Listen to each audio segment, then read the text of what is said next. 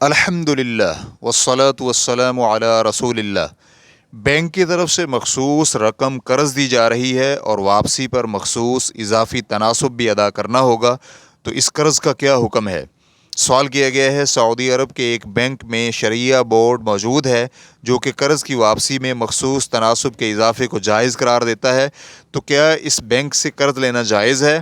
اور دوسرا سوال یہ ہے کہ میرے ملک مصر میں ایڈوانس ادائیگی پر پلاٹ بک کر لیا جاتا ہے اور 1 سال کی قسطوں کے بعد میں اس پر تعمیر یا اس پلاٹ کو فروخت کرنے کے لیے وصول کر سکتا ہوں، تو کیا یہ جائز ہے؟ الجواب بعون اللہ سبحانہ وتعالی۔ اول، قرضے کے معاہدے میں قرض خواہ مقروض پر یہ شرط نہیں لگا سکتا کہ قرض کی مد میں وصول شدہ رقم سے زیادہ رقم واپس کرے، کیونکہ تمام اہل علم کا اس بات پر اجماع ہے کہ کوئی بھی قرض جس میں قرض خواہ کے لیے نفع ہو وہ سود ہے، جیسے کہ ابن قدامہ رحمہ اللہ المغنی جلد نمبر 4 صفحہ نمبر 240 میں کہتے ہیں، کوئی بھی قرض جس میں قرض خواہ اس بات کی شرط لگائے کہ مقروض زیادہ رقم ادا کرے گا تو یہ بلا اختلاف حرام ہے۔ چنانچہ ابن المنذر رحمہ اللہ کہتے ہیں، تمام اہل علم کا اجماع ہے کہ اگر قرض خواہ مقروض شخص پر یہ شرط رکھے کہ اضافی رقم ادا کرے گا یا قرض کے ساتھ تحفہ دے گا، پھر اسی شرط پر قرض دے تو اضافی رقم یا تحفہ سود ہے۔ یہی موقف سیدنا ابی ابن کعب، ابن عباس اور ابن مسعود رضی اللہ عنہم سے منقول ہے کہ وہ کسی بھی ایسے قرض سے روکتے تھے جو قرض خواہ کے لیے منافع لائے۔ دوم،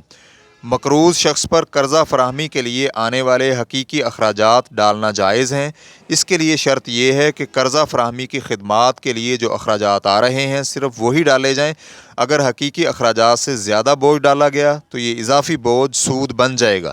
جیسے کہ اسلامی فقہ اکادمی کی قرارداد نمبر 13 جلد نمبر 1 صفحہ نمبر 3 میں ہے۔ اول، قرضہ فراہمی کی سروس پر معاوضہ لینا جائز ہے بشرطے کہ یہ معاوضہ حقیقی اخراجات کے دائرے میں ہو۔ دوم،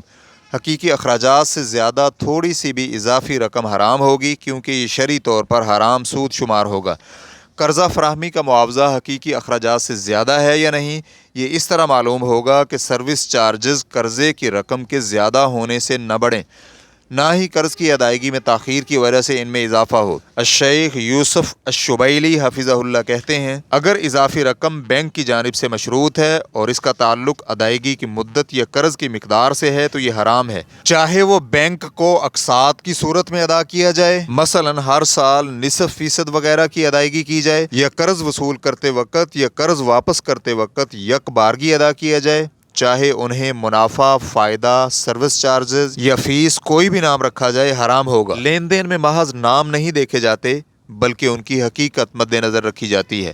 تاہم اگر اضافی ادائیگی مشروط تو ہو لیکن قرض کی مقدار سے بالکل الگ ہو، اس سے قرض کی مجموعی مقدار میں کوئی فرق نہ پڑتا ہو، نہ ہی ادائیگی کی مدت سے کوئی فرق پڑے، مثلا بینک کی جانب سے قرض جاری کرنے کی ایک ہی مخصوص فیس ہو، مثلا قرض جتنا بھی ہو اس کی فیس 150 ہی ہے، تو ایسے محسوس ہوتا ہے کہ یہ جائز ہے، چاہے یہ رقم قرض کی ادائیگی سے الگ ہو یا اسے قرض کی مجموعی رقم میں شامل کر دیا جائے،